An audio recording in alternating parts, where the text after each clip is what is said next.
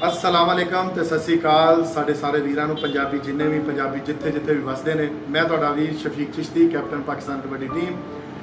21 ਫਰਵਰੀ ਨੂੰ ਅਸੀਂ ਲਾਹੌਰ ਦੇ ਵਿੱਚ ਮਾਂ ਬੋਲੀ ਸਾਡੀ ਪੰਜਾਬੀ ਜ਼ੁਬਾਨ ਉਹਦੇ ਵਾਸਤੇ ਜਿਵੇਂ ਪੂਰੇ ਵਰਲਡ ਦੇ ਵਿੱਚ ਸਾਰੀਆਂ ਜ਼ੁਬਾਨਾਂ ਦਾ ਇੱਕ ਮੇਲਾ ਸਜਾਇਆ ਜਾਂਦਾ, ਉਸ ਤਰ੍ਹਾਂ ਅਸੀਂ ਪੰਜਾਬੀ ਦਾ ਵੀ ਇੱਕ ਮੇਲਾ 21 ਫਰਵਰੀ ਨੂੰ ਲਾਹੌਰ ਪੰਜਾਬ ਅਸੈਂਬਲੀ ਦੇ ਸਾਹਮਣੇ ਚੇਰਿੰਗ ਕ੍ਰਾਸ ਦੇ ਦਿਨ 11 ਵਜੇ ਅਸੀਂ ਉਹ ਮੇਲਾ ਸਜਾ ਰਹੇ ਹਾਂ ਤਾਂ ਕਿ ਅਸੀਂ ਆਪਣੀ ਪੰਜਾਬੀ ਜ਼ੁਬਾਨ ਨੂੰ ਤੇ ਆਪਣੇ ਪੰਜਾਬੀ ਕਲਚਰ ਨੂੰ ਉਜਾਗਰ ਕਰ ਸਕੀਏ, ਤਾਂ ਅਸੀਂ ਦੁਨੀਆ 'ਚ ਦੱਸ ਸਕੀਏ ਕਿ ਸਾਡੀ ਪੰਜਾਬੀ ਤੇ ਸਾਡੀ ਪੰਜਾਬੀ ਪਰਸਨ ਤੇ ਸਾਡਾ ਪੰਜਾਬੀ ਜ਼ਬਾਨ ਕਿੰਨੀ ਅਹਿਮ ਹੈ ਪੂਰੇ ਮੁਲਕ ਦੇ ਵਿੱਚ।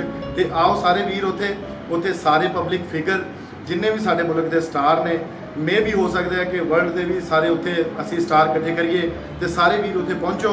ਜ਼ਿਆਦਾ ਤੋਂ ਜ਼ਿਆਦਾ ਅਸੀਂ ਵੀ ਉੱਥੇ ਇਨਸ਼ਾਅੱਲਾ ਤੁਹਾਡੇ ਨਾਲ ਮੁਲਾਕਾਤ ਹੋਏਗੀ ਬਹੁਤ ਜਲਦ। 21 ਫਰਵਰੀ ਦਿਨ 11 ਵਜੇ ਪੰਜਾਬ ਅਸੈਂਬਲੀ ਚੇਰਿੰਗ ਕ੍ਰਾਸ ਲਾਹੌਰ।